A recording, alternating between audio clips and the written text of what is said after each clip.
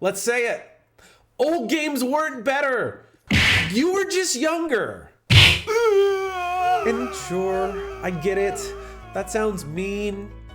But so does every single one of those Reddit threads that start with "modern games are trash" that we see 1,000 times every single day. See, this video isn't about hating nostalgia. Far from it. It's about what happens when nostalgia starts hating everything else. Because when games were better back then becomes your worldview, it might not be the games that have gotten worse. It might be you.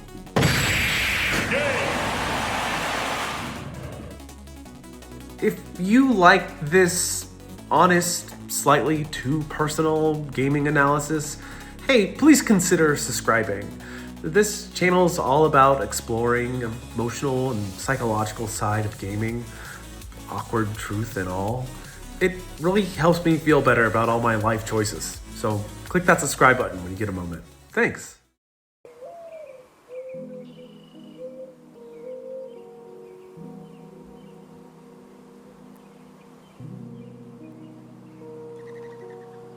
There's nothing wrong with loving the games you grew up with. That's not a crime here on this YouTube channel. Far from it. Feeling or channeling that nostalgia for gaming's past and your own past can be a really beautiful thing. It can be so good and it's great to engage with. Sometimes.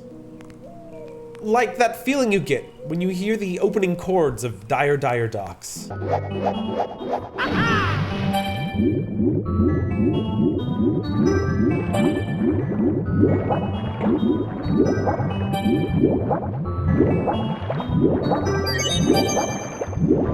That's not just memory, that's attachment.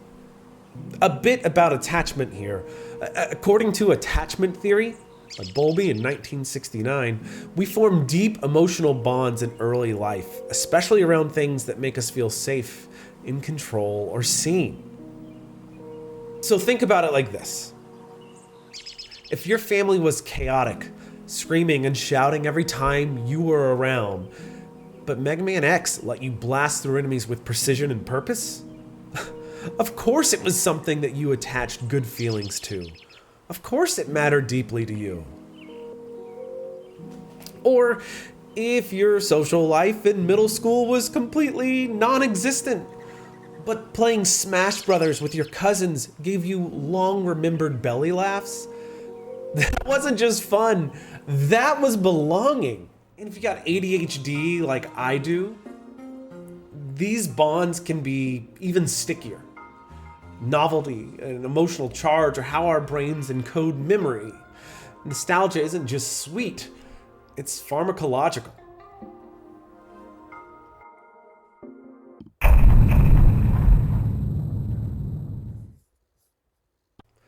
But that emotional depth, yeah, it's a double-edged sword. There's a moment in your 30s, maybe sooner, when you find yourself watching someone play Fortnite and mutter, "God, these kids today have no taste." And congratulations! You've turned into your dad yelling at you about how music died after Led Zeppelin. What started as warm, safe memories became bitterness, gatekeeping, and elitism.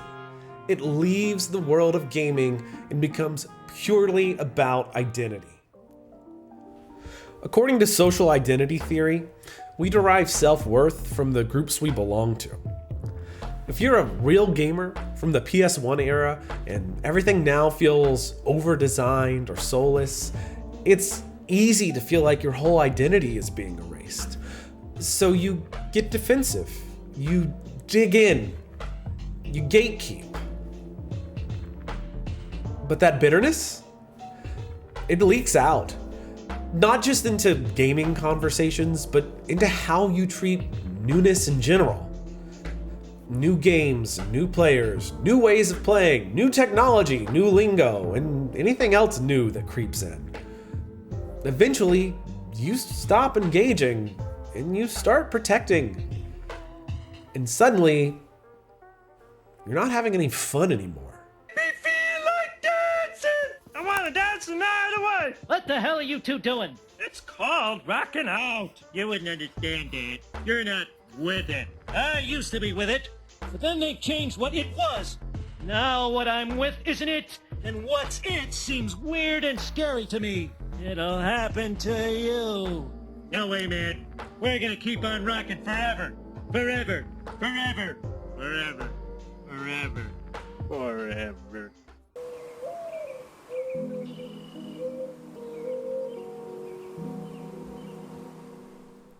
And this is where things get messy. Because today, especially in the world of gaming, nostalgia and all of its many shapes and forms hasn't just won, it's completely dominated.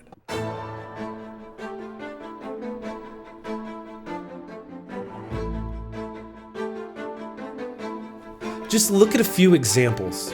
Omori, Look Outside, Crow Country, Alyssa, Hollow Knight. These and so many more are oozing with retro design. Early PlayStation fog, bright SNES palettes, that eerie Game Boy dread, and pure Newgrounds attitude. But don't be fooled. Under the hood, they're polished, expansive, designed with completely modern sensibilities in mind. Sometimes it feels like a beautiful and perfect blend that expands upon the best parts of the past, like we're learning to bring comfort forward while still innovating. But other times, it feels like we're digging up a corpse, dressing it in our own maudlin longings and retro-flavored memories, while calling ourselves visionaries. Are we making progress? Or are we just cozying up to the past in high res?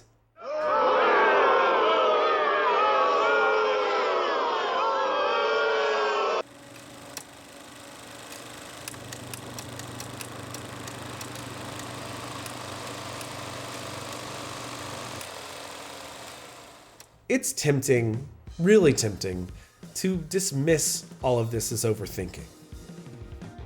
It's just games, man. Come on, let me go play on my digital playgrounds. But games are memory. Games are identity. Games are how so many of us have learned to feel and to connect, to reflect, to escape, and to build. So in lieu of consuming without thought, let's ask ourselves some harder questions here. Is my nostalgia giving me joy, or am I using it as a way to give myself permission to be bitter?